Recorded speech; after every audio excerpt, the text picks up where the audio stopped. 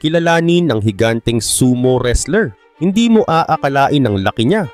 Ang sumo wrestling ay isang tradisyonal na labanan mula sa Japan kung saan dalawang malalaking manlalaro na tinatawag na rikishi ang naglalaban sa isang bilog na arena na tinatawag na dohyo. Ang layunin ay itulak ang kalaban palabas ng bilog o pabagsakin siya sa lupa gamit ang lakas at diskarte. Pero sa kasaysayan ay maraming mga sumo wrestler ang nasobrahan sa timbang. Sino-sino kaya sila at gaano sila kagaling pagdating sa wrestling? Kung kaya sa video na ito ay kikilalanin na natin sila. Pero bago tayo magsimula ay baka pwedeng paki-like at subscribe ng video na ito. Malaking tulong at bagay na ito sa aming mga content creators. Maraming salamat po. Kaya naman simulan na natin.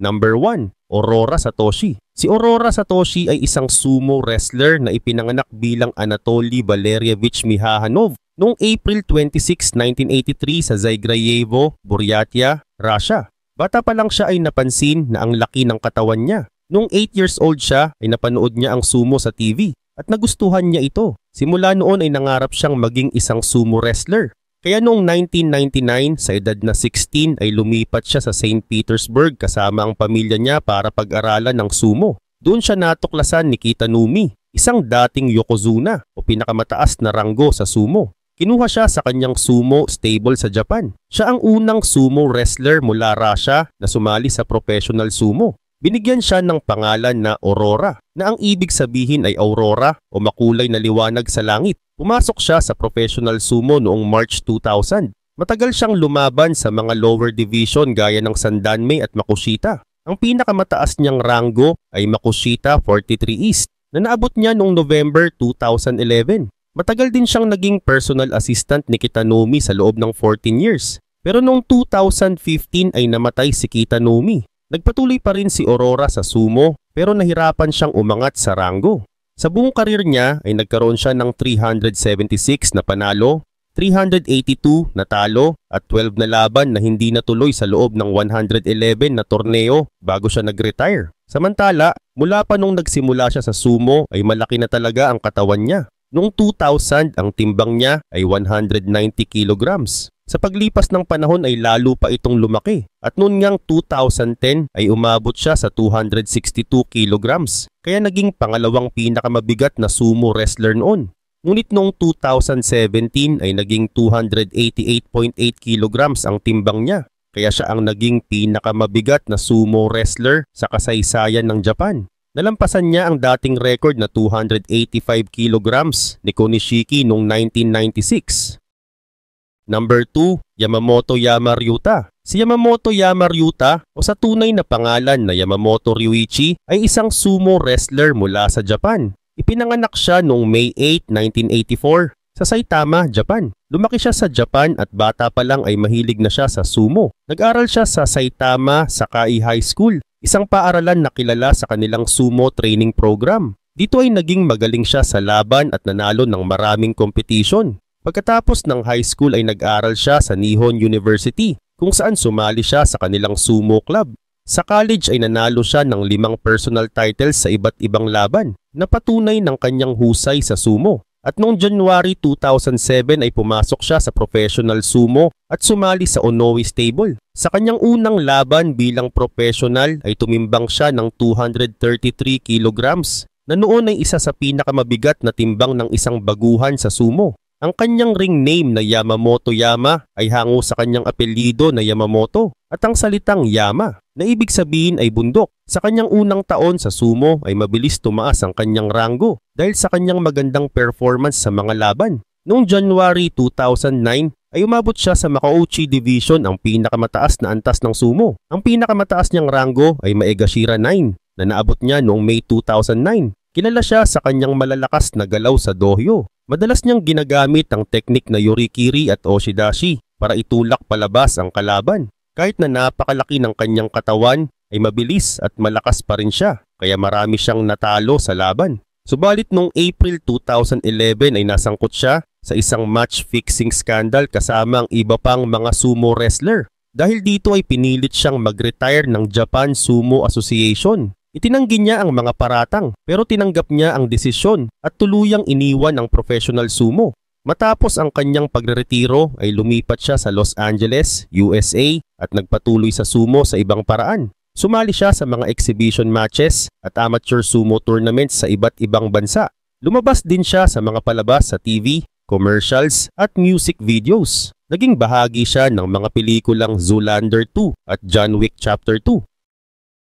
Number 3. Kunishiki Yasukichi. Si Kunishiki Yasukichi ay isang sumo wrestler na ipinanganak noong December 31, 1963 sa Honolulu, Hawaii. Ang tunay niyang pangalan ay Saleva Afuauli Atisanoe. Isa siyang Amerikano na may dugong Samoan at naging kilala sa buong mundo bilang isang napakalakas at napakalaking sumo wrestler. Siya rin ang unang foreign sumo wrestler na umabot sa ranggong Ozeki, ang pangalawang pinakamataas sa sumo. Sa kanyang kasikatan ay umabot ang kanyang timbang sa 287 kilograms, kaya tinawag siyang Meat Bomb at The Dump Truck dahil sa kanyang laki at bigat. Lumaki siya sa isang pamilyang may 8 magkakapatid. Ang kanyang ama na si Va Atisanoe ay isang manggagawa sa US Navy. Dahil dito ay natutunan niya ang disiplina at kasipagan mula sa kanyang pamilya. Noong bata pa siya ay mahilig siya sa sports at musika. Naging estudyante siya sa University High School sa Honolulu at plano sana niyang maging abogado. May offer pa nga siyang music scholarship sa isang university.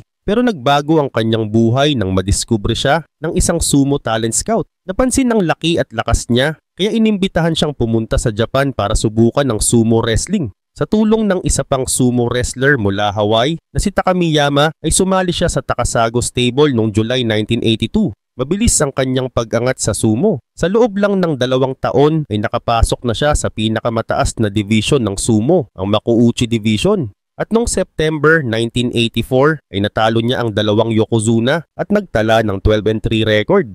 Dahil dito ay napromote siya sa Komusubi noong May 1985 at naging Sekiwake noong July 1985. Pero nagkaroon siya ng injury sa likod matapos mahulog mula sa isang upuan. Kaya hindi siya nakalaro sa isang torneo. Samantala noong namang 1987 ay sunod-sunod ang kanyang double figure wins sa 3 torneo. Kaya naabot niya ang ranggong Ozeki. Dahil dito ay inakala ng marami na mabilis siyang magiging Yokozuna. Pero nahirapan siyang gumalaw dahil patuloy siyang tumataba. Umabot ang kanyang timbang sa halos 300 kilograms. Kaya nagsimula siyang magkaroon ng problema sa tuhod. Number 4. Kenho Mitsuo. Si Kenho Mitsuo ay isang sumo wrestler mula sa Japan. Ipinanganak siya noong February 10, 1989 sa Miyagi Prefecture, Japan. Kilala siya sa kanyang laki at bigat kaya naging tanyag sa larangan ng sumo. Kasali siya sa Tokitsukaze Stable at ginagamit ang pangalang Kenho sa mga laban. May taas siyang 175.9 cm at tumimbang ng 228 kilograms. Pero sa kanyang pinakamabigat ay umabot siya sa 250 kilograms. Dahil dito isa siya sa may pinakamalaking timbang sa kasaysayan ng sumo wrestling.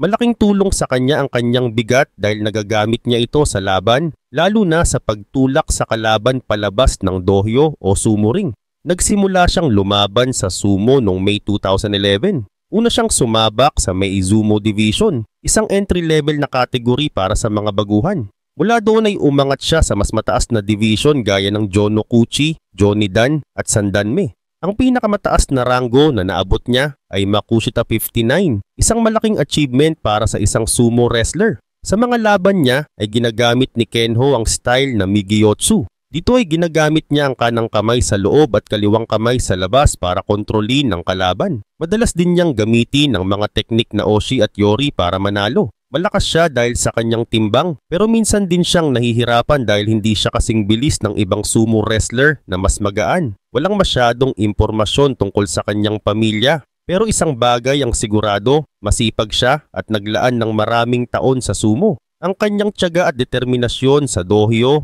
ay naging inspirasyon sa mga gustong maging sumo wrestler. Number 5. Musashi Maru Koyo. Si Musashi Maru Koyo ay isang sikat na sumo wrestler. Totoong pangalan niya ay Fiyamalu Penitani. Ipinanganak siya noong May 2, 1971 sa American Samoa. Lumaki siya sa Hawaii, USA. Siya ang 67th Yokozuna. Isa rin siya sa mga dayuhang sumo wrestler na nakamit ang titulong ito. Noong 10 taong gulang siya ay lumipat ang pamilya niya sa Oahu, Hawaii. Sa eskwela ay naging magaling siya sa American football at wrestling. Dahil sa laki ng katawan at lakas niya ay hinikayat siya ng kanyang coach na subukan ng sumo wrestling. At noong 18 years old ay nagpunta siya sa Japan at sumali sa Musashigawa Stable noong June 1989. Dito ay ginamit niya ang pangalang Musashi Marukoyo bilang kanyang sumo name. Mabilis siyang naging matagumpay sa sumo. Noong namang July 1991 ay napromote siya sa Juryo Division. Pagkalipas ng 4 na buwan ay nakapasok siya sa Makuuchi Division, ang pinakamataas na antas sa sumo. At noong 1992 ay umabot siya sa Sekiwake, isa sa pinakamataas na posisyon bago maging Yokozuna. Gayun din, noong 1993 ay naging runner-up siya sa isang malaking torneo. Dahil sa kanyang kagalingan ay naging Ozeki siya noong 1994.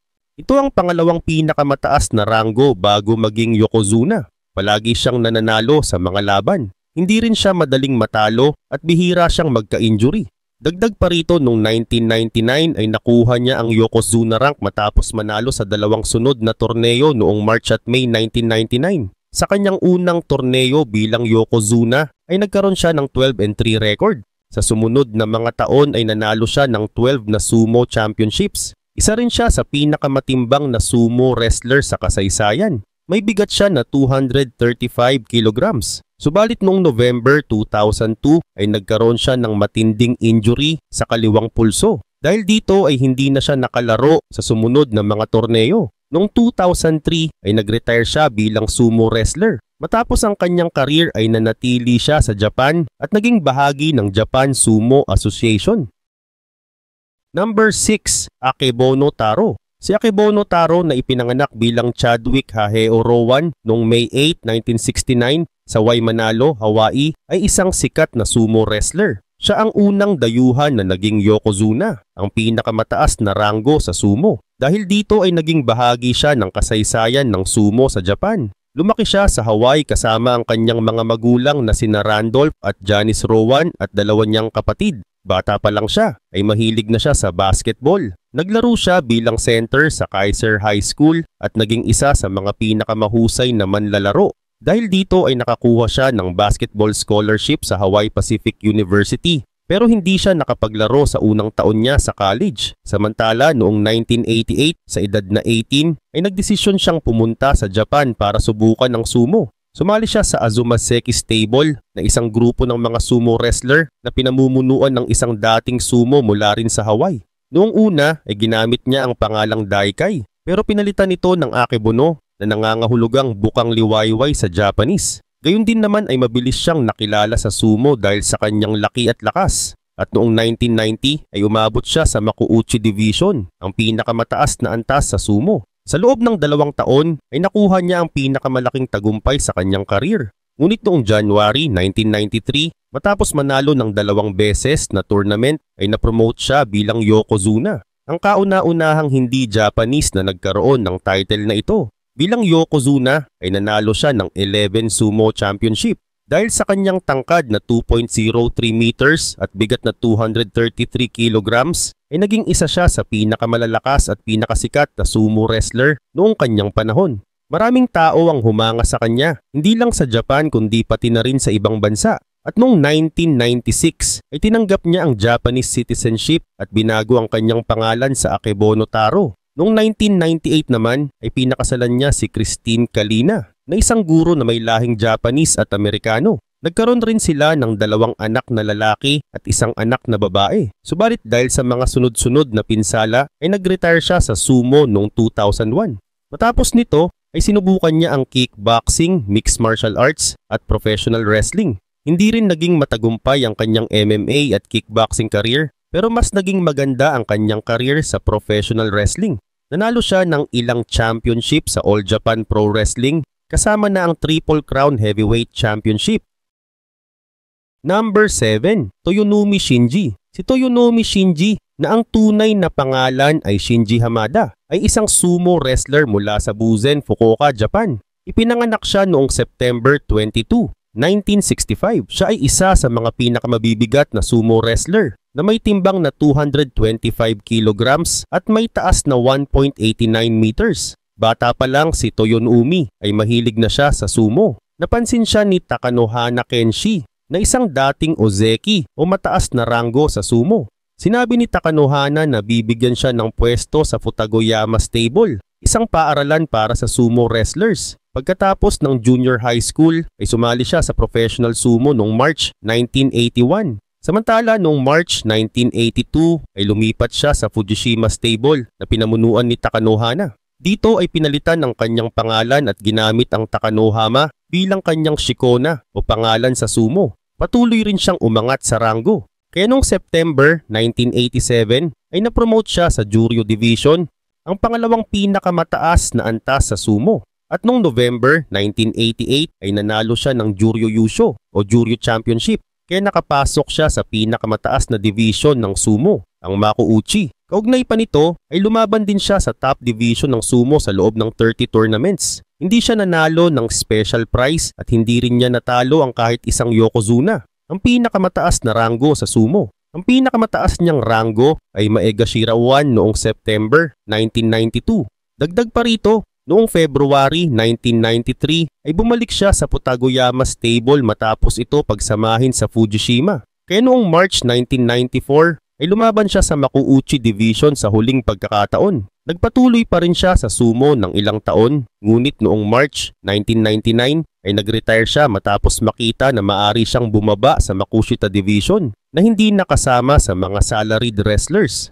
Sa kanyang buong karir ay meron siyang 1,316 na sunod-sunod na laban, ang pangwalo sa may pinakamaraming laban sa kasaysayan ng sumo.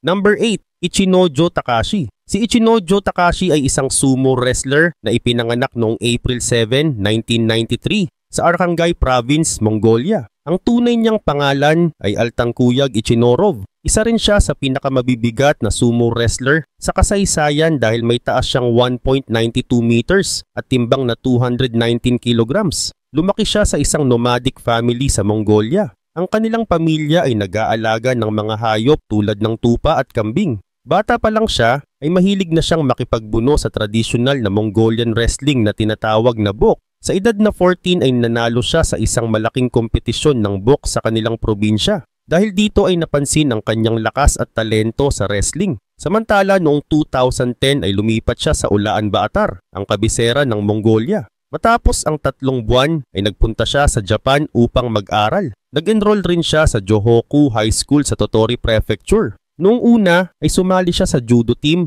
pero nakita ng sumo coach ng paaralan ang kanyang laki at lakas. Hinikayat rin siyang lumipat sa sumo team. Sa loob ng 3 taon ay nanalo siya ng maraming amateur sumo tournaments. Isa sa pinakamalaking tagumpay niya ay ang pagiging amateur Yokozuna noong 2013 na isang title na ibinibigay sa pinakamahusay na amateur sumo wrestler.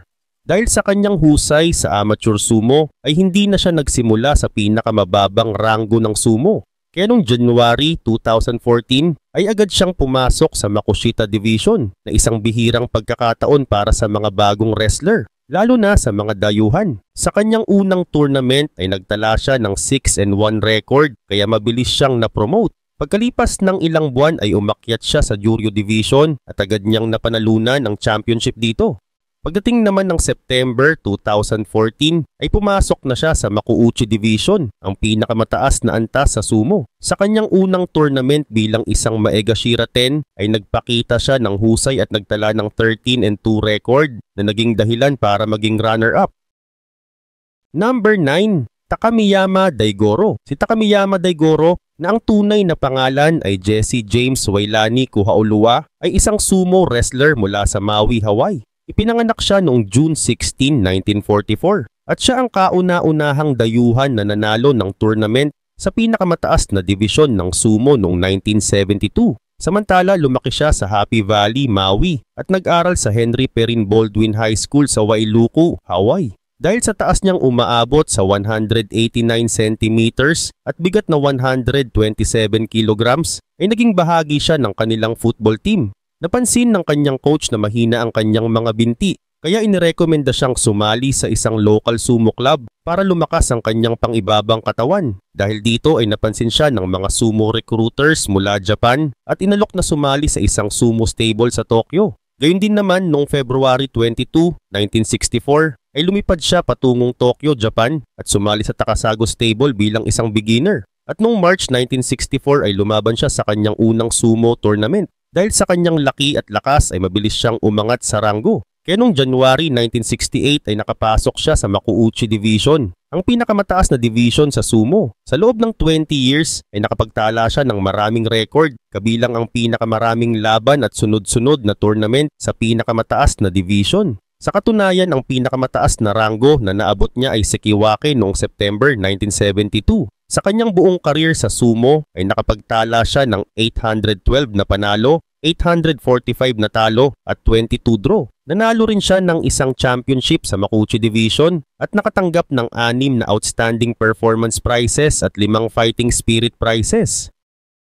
Number 10. Baruto Kaito. Si Baruto Kaito, na ang tunay na pangalan ay Kaido Hövelson, ay ipinanganak noong November 5, 1984 sa Rakvere, Estonia. Lumaki siya sa isang pamilya ng magsasaka na may cattle farm. Dahil dito, bata pa lang siya ay sanay na sa mabibigat na gawain. Nung bata siya ay mahilig siya sa basketball at judo. Sa judo ay naging champion siya sa Estonia dahil sa kanyang lakas at bilis. Kaugnay pa nito noong 2004 sa edad na 20 ay nagpasya siyang pumunta sa Japan para maging isang sumo wrestler.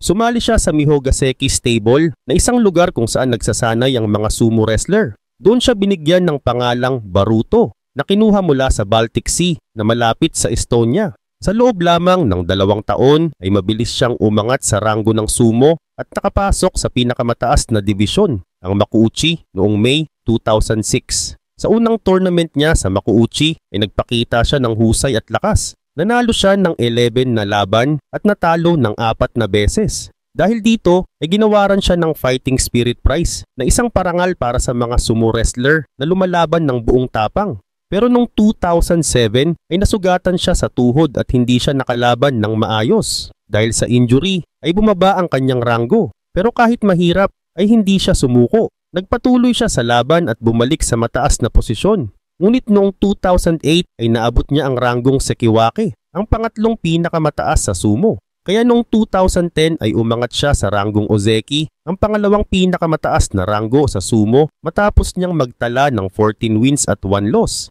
Siya rin ang ikalawang European na umabot sa ranggong ito, kasunod ni Kotoshu mula sa Bulgaria. Ngunit matapos ang sumo ay sinubukan niya ang mixed martial arts at nanalo sa ilang laban.